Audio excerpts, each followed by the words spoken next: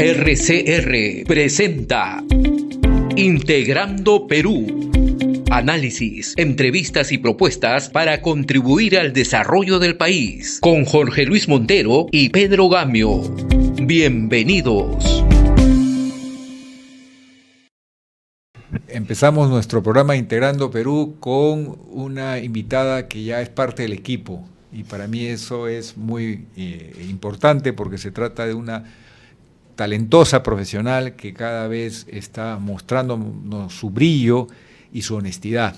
Dos virtudes que lamentablemente hoy no caracterizan la institucionalidad en el Perú y que ojalá gradualmente con ella y con otras personas más se recuperen, porque el Perú necesita a los mejores hombres y mujeres en la primera línea de la administración del Estado. Jorge. Bienvenida Carla Gaviño a Integrando Perú, para seguir hablando de cómo mejorar nuestro sector público y todos los mecanismos que existen para hacer mejor el trabajo público. Muchas gracias, Carla, bienvenida. Muchas gracias, Pedro, Jorge, por la invitación. Encantada de estar con ustedes.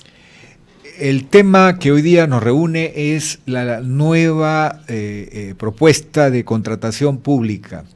¿Dónde están los principales defectos? En primer lugar, la crisis de la contratación pública. ¿Por qué los grandes actores, los contratistas, las firmas extranjeras dicen casi como una conclusión mayoritaria, queremos los acuerdos de gobierno a gobierno? Ya no confiamos en el sistema interno del Perú. ¿Cuáles son los problemas? Son múltiples, pero has dado en un tema clave, ¿no? ¿Qué es lo que atrae tanto de estos famosos convenios o contratos de gobierno a gobierno, de los G2Gs, que hacen que muchas obras que antes eran contrataciones del Estado se vayan por esa vía, e inclusive algunas que eran APPs o que deberían ser asociaciones público-privadas, APPs, se estén yendo por los G2Gs? Yo creo que tiene mucho que ver con la naturaleza de estos contratos colaborativos, que forma parte de los famosos contratos de gobierno a gobierno. Contratos en los cuales la poca extensión de los mismos, la capacidad negocial de las partes es muy importante, y que adicionalmente no tienen esta lógica casi adversarial que priman en las contrataciones públicas, donde ante un hecho, una sanción, ante un hecho, una sanción. No es esa la lógica, sino en los contratos colaborativos lo que se busca un poco es que todas las partes que conversan, no la entidad pública, el contratista, el subcontratista, traten de llegar a acuerdos para sacar adelante el proyecto de las obras. Esto no quiere decir que no se presenten escenarios de retrasos, demoras o potenciales paralizaciones en los G2Gs. Por favor, tampoco supongamos ello. Ni en los contratos colaborativos que no hayan pues discrepancias o controversias, porque por algo hay arbitrajes y hay dispute boards y demás también en estos casos. A ver, pero un sí primer punto. Una potencialidad de disminución, ¿no? Sí, un primer punto es, por ejemplo, las controversias. En el Perú, las controversias hacen que el que quedó segundo pueda hacerle la vida imposible al Estado y al que ganó, dilatando mediante recursos la definición de quién ejecuta la obra. En los acuerdos de gobierno a gobierno hay un mecanismo casi generalizado que el postor, antes de presentar su propuesta, incluso suscribe un compromiso de aceptar las decisiones de un comité de expertos, renunciando a cualquier apelación o reclamo posterior. Confía en la junta de expertos y le reconoce que la decisión de estos es irrevisable. ¿Esa medida está propuesta en el cambio? ¿Una práctica similar? Lo que estás mencionando está formalizado como la Junta de Resolución de Disputas. Y es un tema importantísimo, porque justamente en el nuevo proyecto de Ley de Contrataciones del Estado, que también le están proponiendo cambiarle el nombre a Ley de Contrataciones Públicas, entre otras de las cosas que se tienen ahí son dos posiciones distintas entre lo que propuso el Ejecutivo sobre la Junta de Resolución de Disputas, ¿no? Que más bien hacerlas obligatorias a partir de cierto monto, el cual se fijaría en el reglamento, y por otro lado una propuesta congresal que más bien propone que la Junta de Resolución de Disputas se apliquen únicamente para proyectos cuyo monto superen los 100 millones de soles, pero hacia abajo no podrías ni siquiera optar por ello. Entonces, a mí me queda ahí pues la claridad sobre, o me evidencia que no hay claridad, mejor dicho, sobre cómo opera el mecanismo, cuándo aplicarlo y qué medidas tomar para incentivarlo, porque decir únicamente de este monto para arriba lo aplicas es muy distinto a decir obligatoriamente. Además, el grueso de las diferencias son de montos menores a 100 millones de soles. Es una locura decir que el requerimiento para aplicar este procedimiento sea más de 100 millones de soles. ¿Qué es lo que está pasando? No hay una visión de conjunto, una visión del bosque, como solía decir los viejos maestros cuando nos daban clases de filosofía. Hay que mirar el conjunto, no solamente mirarnos a los pies.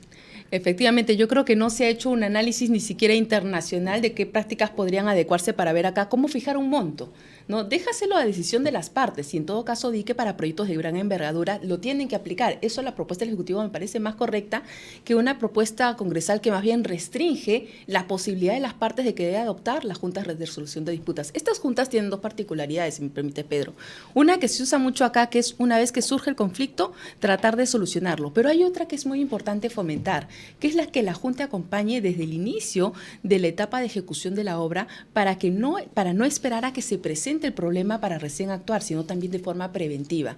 Entonces, dejemos que las partes busquen en sus proyectos de envergadura o que quizá no tengan los más grandes montos, pero que igual puedan ser complicados, este tipo de mecanismos que permita justamente evitar las famosas paralizaciones de obra. Carla, mencionaste que acompañe desde el inicio la ejecución de la obra para tener un rol, la Junta, un rol preventivo. ¿Cuál era la segunda característica? Que una vez que ya acontece, ¿no? La traba o aquella disputa, ahí se forma la Junta. Aquí lamentablemente en nuestro país estamos más en el segundo escenario, pero esta visión de que la Junta se forme desde el inicio para tener pues, hasta una previsión de riesgos, ¿no? Escenarios potenciales de cómo actuar ante contingencias, ¿no? Para evitar justamente el vacío o la improvisación o el conflicto, lamentablemente no es algo que practiquemos mucho y que yo creo que debería promoverse, pero en mi impresión estas propuestas pues un poco encontradas nos evidencian que más que estar centrándonos en ello, en el rol de la Junta, estamos pensando en a partir de qué monto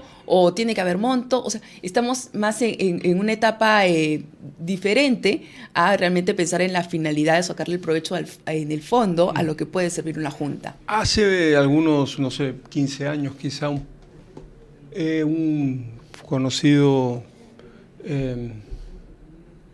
abogado internacionalista comentó y publicó un libro norteamericano. Publicó un libro que en la traducción el título era Reglas simples para un mundo complejo. Pero en el Perú parece que hacemos ex profeso exactamente lo contrario. Reglas complejas en un mundo complejo y por lo tanto cada día más enredados, más conflictuados, más trabados y más enfrentados. ¿Tú crees en reglas simples para un mundo complejo? Yo tengo una manera de ver el tema regulatorio, normativo, en lo que es la administración pública, en el derecho público. A ver, conversemos. Para mí, uno tiene que, o el Estado debe de procurar regular o establecer las normas que permitan claridad en las funciones de las entidades públicas, lo que se debe de hacer, a quién le corresponde hacerlo para una adecuada contabilidad o rendición de cuentas, y también los procesos claros y simples para que los ciudadanos amigablemente se puedan acercar a recibir esos bienes y servicios de las instituciones públicas. Pero regular más allá de lo necesario, me parece que es el gran talón de Aquiles del cual sufre nuestro derecho público, y en general latinoamericano, pero vaya que a nosotros nos encanta incidir en ello.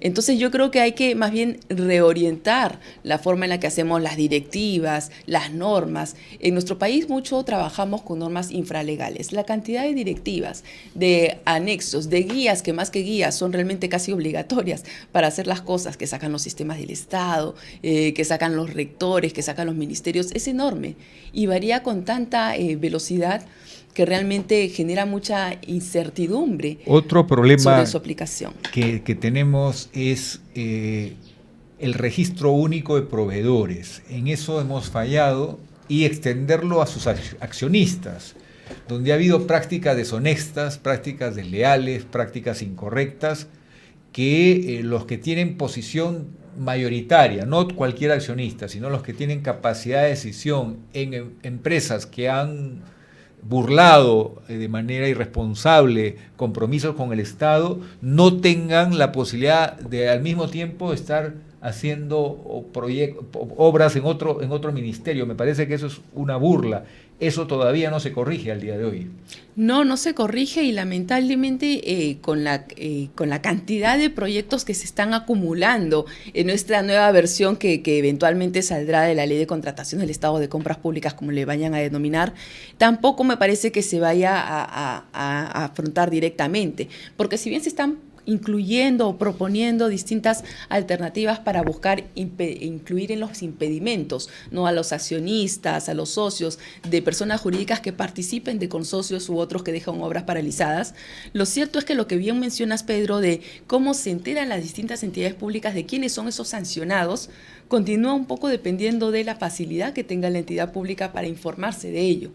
Entonces ahí nos falta un poco más de gobierno electrónico y también nos falta un poco más de conciencia de la importancia de no contratar a los que están sancionados porque por algo se les ha sancionado y arriesgas tu obra a lo mismo. Carla, pero a ver, perdona Pedro, a ver, aquí tenemos un problema. Si yo fuera una persona, bueno, no voy a ponerme ejemplo porque no funciona, digamos un empresario que hace las cosas mal y que así se escabulle, ya sabes, ¿no? Él puede manifestar de que sí está investigado, pero no está sancionado, no está, no es cosa juzgada. Por lo tanto, tiene derecho a licitar, en fin, a seguir haciendo negocios. Igual dicen los políticos, ¿no? Sí, yo me presento como candidato a la República, claro, tengo 700 investigaciones y todo el mundo me odia, pero me presento igual porque no hay cosa juzgada conmigo. ¿Qué hacemos con eso? En los gobiernos, por supuesto, más autocráticos, totalitarios, como quieras llamarlos, eso no es problema, ¿no? Pierdes la confianza del establishment y te vas, juzgado, no juzgado, etcétera, etcétera. Te vas o se cae el avión, etcétera, etcétera, ya sabes. Pero en estas democracias así medias fallidas como las que tenemos, lamentablemente, ya está, como no hay cosa juzgada, déjenme en paz y yo hago lo que me da la gana y cuando haya cosa juzgada ya veremos, me voy a la Corte Internacional de Derechos Humanos, presento mi habeas corpus, etcétera, y seguiremos con la danza y con el rollo. ¿Qué hacemos con eso, Carla?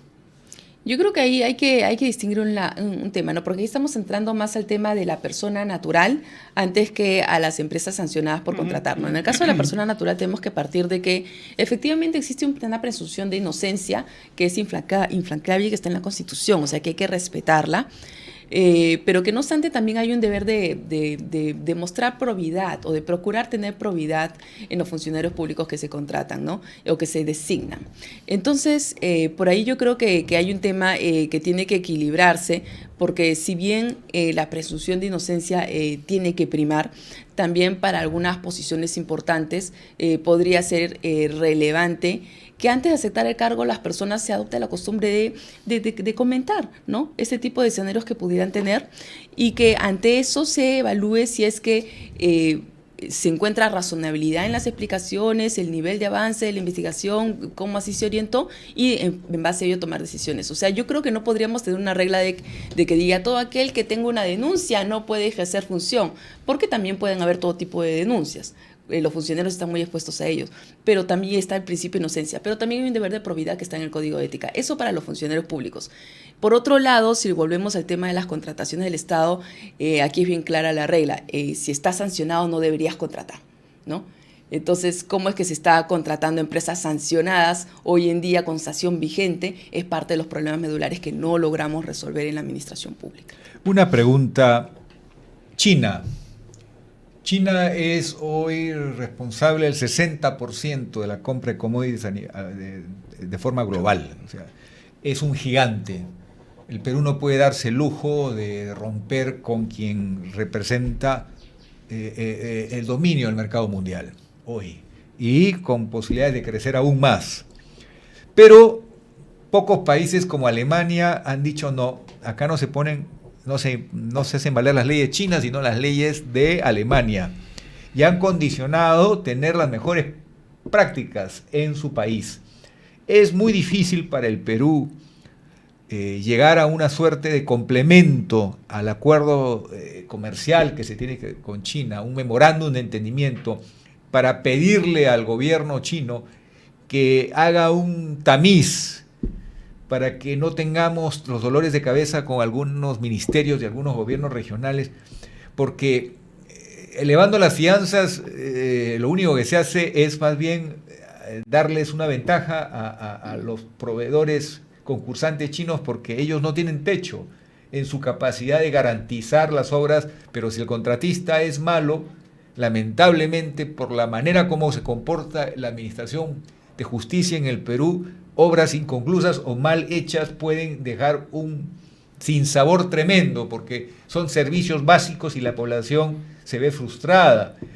La ciudadanía es la que paga el precio de las malas prácticas.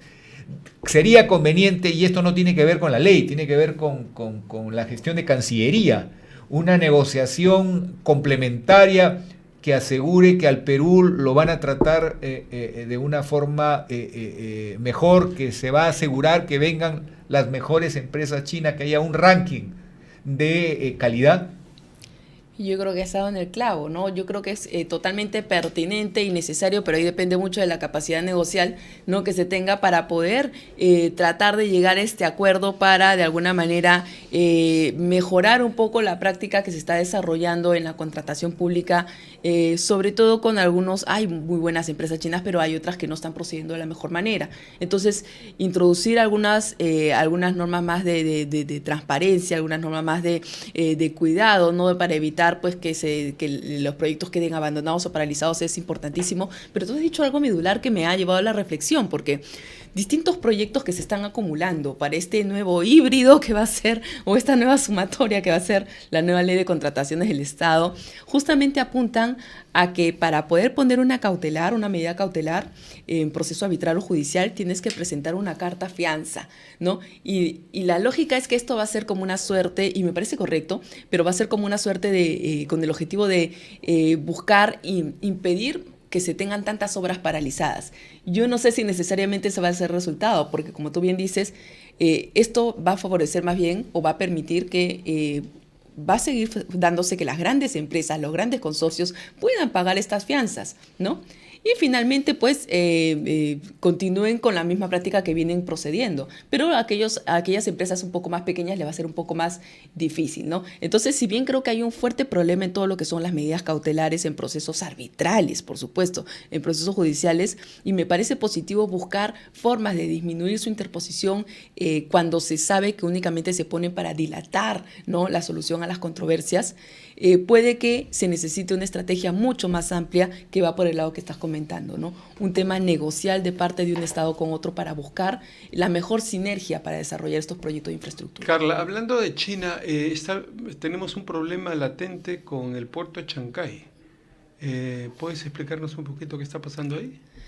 Bueno, este es un tema delicado. Es un puerto, es un proyecto bastante grande, es un proyecto privado que es bastante grande y que ya se le había autorizado, ¿no?, al consorcio chino para que ellos sean los que lo realicen, pero que actualmente, por lo que tengo entendido, la Autoridad Portuaria Nacional, ¿no?, junto con el Ministerio de Transportes, tienen una posición que más bien tendría que ver, y la Procuraduría del Ministerio de Transportes, una posición que tendría que ver con una demanda respecto del contrato que se ha hecho para que se pueda permitir que otros países o otras o distintos, ¿no?, agentes distintos únicamente al comercio chino puedan participar. Pero Carla, ¿no es extraño que en lugar de buscar el trato directo, parece que los plazos ya se habían vencido, se busca generar una controversia mayor con la obra más importante que el Perú tiene en curso y que nunca tuvo antes en su historia republicana de ser uno de los puertos, de estar en la liga de los grandes, de los 10 primeros puertos donde se comercializa los commodities para el mundo? Perú nunca estuvo en ese ranking y ahora, gracias a la decisión de China, lo va a lograr. Que en todo caso regule las condiciones de la exclusividad aceptada originalmente, pero ¿no parece esto un poco improvisado, un poco que va a dañar o poner en riesgo que se pueda ir a un arbitraje muy oneroso para el Perú en sus consecuencias? Esto no es una buena señal. Y que eventualmente podría perder, ¿no? Entonces, a mí me parece aquí dos cosas. Uno, clave lo que estás mencionando, ¿no? La conectividad que le permite al país este puerto, ¿no? Lo va a poner en un nivel ya superior largamente al de muchos puertos latinoamericanos, ¿no? Va a tener una posibilidad muy, muy importante el país. Nuestra competencia estaría en Los Ángeles. Exacto, así de importante. O sea, ya estamos ya, como bien has dicho, en otro nivel. Pero también hay un tema y es delicado, ¿no? Que si tú llegas a un acuerdo, suscribes un acuerdo, después esto de andarlos desconociendo, lamentablemente en este caso y en otros está empezando a volver una práctica nacional que ya está empezando a trascender nuestra frontera, como que miren, el Perú suele pasar esto. Entonces ya esto nos puede perjudicar seriamente. Y yo creo que aquí nuevamente hay que retomar lo que tú mencionas, ¿no? La relación comercial. Ok, queremos que también no solamente China pueda participar en este puerto. Bueno, hagamos lo que tú has dicho, ¿no? Algún tipo de concesiones, algún tipo de permisos, ¿no? Ver de qué manera esa exclusividad se puede de alguna forma paliar con arreglos comerciales, pero no de frente ir al conflicto. Lamentablemente nosotros estamos mal acostumbrándonos a que ante cualquier escenario que no nos gusta de un contrato suscrito, nos vamos a un escenario de conflictividad. Entonces se trata de un puerto que, si bien tendría un operador exclusivo, va a dar servicios a terceros. Eso refuerza el rol regulador del Estado, estableciendo tasas competitivas para los contenedores, protocolos que podrían garantizar el reclamo de cualquiera que quiera acceder a los servicios, que sean transparentes, que no haya un abuso de posición de dominio de parte del operador chino. Se pueden lograr condiciones que aseguren que es un puerto abierto a quienes siguen las mejores prácticas. Yo sé que tenemos un precedente que no es el mejor. La privatización de Hierro Perú al día de hoy tiene una controversia muy grande, ¿no? Yo he visto quejas de la población de que se ven intimidados porque les cortan el agua, la luz. O sea, se ha llegado a hacer que una provincia del Perú tenga un trato que no es reflejo de las mejores prácticas a la población. Y eso es un tema que se tiene que revisar, pero esos errores de los años 90 ya no se han dado en los nuevos contratos de inversión. Entonces hay que ponderar bien y lograr el mejor trato de un socio que es el principal del Perú. ¿Estoy en el enfoque correcto o es mejor el enfrentamiento y la batalla? Yo creo que estás yendo por un lado muy importante, ¿no? Si me lo permites resumir, yo creo que hay que procurar siempre una negociación antes que un litigio. Pero lamentablemente en nuestro país nos estamos yendo por el segundo camino, la confrontación, no el litigio, ya sea arbitraje judicial, ¿no? De frente a escenarios donde las partes están enfrentadas, antes que tener mesas de trabajo, mesas de conversación, negociaciones entre los distintos stakeholders y los distintos interesados que puedan aportar y buscar soluciones en conjunto. Mira, es justo lo que conversábamos hace un momento sobre la Junta de Resolución de Disputas.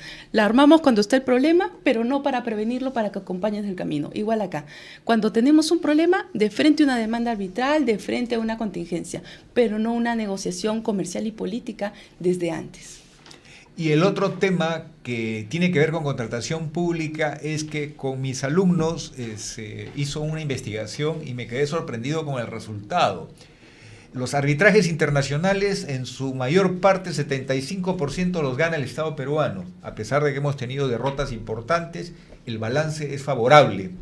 En el caso de los arbitrajes nacionales es al revés. Sí. Somos especialistas en perder la mayoría de arbitrajes. Y yo he preguntado y la respuesta que me han dado es que se contrata a abogados que no son los de primera línea, los más calificados. No hay un presupuesto comprometido que es el mejor. En pocas palabras, comenzamos mal, no defendemos bien al Estado y también hay otra vena, que es la vena de la corrupción. Ese cuadro no se puede cambiar, no se puede mejorar, se está desprestigiando el arbitraje nacional. Efectivamente, el Estado peruano es experto en perder a la interna, ¿no? Dentro del Perú, los arbitrajes y los litigios en general en materia de obras. Yo creo que hay un tema importante también que hay que, para complementar lo que has dicho, el tema de que los procuradores públicos de las instituciones, que son los que defienden muchas veces, ¿no? tienen que también tener información suficiente de la naturaleza de esos proyectos y de información técnica que tiene que llegar de las áreas como las que se encargan de la ejecución, de la evaluación, de la continuidad, del mantenimiento, de la supervisión del proyecto, que no llega de forma homogénea y de forma condensada, por así decirlo, a las personas que tienen que defender, sea el abogado que se contrate por parte del Estado o el propio procurador público. Entonces, el tema de la insuficiencia informativa, la ausencia de velocidad, de estar compaginado con lo que llega la información, obviamente también suma en que abogados que están sobrecargados y que no necesariamente son pues un staff de varios estudios de abogados que como tienen los consorcios y demás, también suma en que no tengan la mejor estrategia y las mejores armas de defensa, ¿no? El tema del procurador ha llamado la atención. El exministro de Economía, un exministro de Economía ha declarado que es muy preocupante que un procurador se tome la libertad de hacerle una acción judicial de frente a un concesionario del Estado, en el caso de la empresa china del puerto de Chancay, como una manera de resolver una aparente condición que no es la mejor, esta exclusividad de la que estamos hablando. Mi pregunta es, ¿ese procurador ha hablado con el ministro? ¿Esta es una estrategia del Poder Ejecutivo? ¿O estamos viendo que hay un francotirador? Y eso, más allá de del valor que puede tener el reclamo, ¿es la manera adecuada y tiene que ver con tu última reflexión de defender los intereses del Estado? ¿O estamos más bien dinamitando la seguridad jurídica y perjudicando al Perú? Claro, yo creo que ahí es que tiene que ver qué entiende el procurador por defender los intereses del Estado, ¿no? Lo que pasa es que muchas veces confundimos un poco la figura del procurador, ¿no? Y no terminamos de entender cómo vincularnos con él, con el procurador, cuando somos institución pública o funcionarios públicos. ¿A qué me refiero? Por ejemplo, los procuradores son las personas encargadas de defender los intereses de la entidad pública, no de un funcionario en particular, ni un gobierno en particular, ni una gestión, sino de la entidad pública. Entonces, ante escenarios donde detecta posibles malos usos de los recursos, por ejemplo, pide información y defiende la entidad o demanda a nombre de la entidad, ¿no? Que yo entiendo que es lo que en este caso se ha tratado de hacer. Pero en esa búsqueda de información, en esa alimentación que tiene que hacer el procurador de sus conocimientos de qué está pasando en el caso, es donde muchas veces la visión suele ser un poco hermética y no coordina con los propios funcionarios de la institución que le pueden brindar mayor información y mayores herramientas, que no tiene nada que ver con estar defendiendo una gestión, una posición ministerial concreta, sino con la lógica de la política pública que está lanzando la entidad. Carla, un poquito ya para terminar nuestra entrevista contigo de hoy día, y en este escenario que estás discutiendo con nosotros, tenemos el caso de Odebrecht, el caso de Graña y Montero, el caso de Lava Jato en general como trabado, y nos deja la sensación de que por muy, digamos, muy grave que pueda ser la falta o la lesión a los intereses de la nación, siempre hay mecanismos para trabar las cosas y nos deja una sensación de impunidad terrible. ¿Qué piensas tú de esto? Yo creo que es gravísimo. Es gravísimo que después de tantos años no tengamos una respuesta clara, de 8 años, una respuesta clara de quiénes son los responsables y las que no se vean las sanciones. Da la impresión de que aquí es posible coludirse, desfalcar al Estado, hacer malas obras, dejar muchas en camino, afectar las necesidades de la gente, que se sepa, que salga en medios, que todos veamos ahí las cosas, pero que no pase nada. Esa sensación de impunidad, cómo destruye al país, cómo destruye valor y destruye sobre todo la sensación de la sociedad, de la población, de creer que va a recibir algo del Estado. Clarísimo, Carla, muchas gracias. Hasta muy pronto y ojalá haya personas como tú. Hay que ver la manera de clonarte para que tengamos los mejores funcionarios. Muchas gracias. Muchas gracias, encantada. Adiós, Carla, gracias. Hemos presentado Integrando Perú. Retornamos en nuestra próxima edición con más entrevistas y el análisis para contribuir al desarrollo de nuestro país.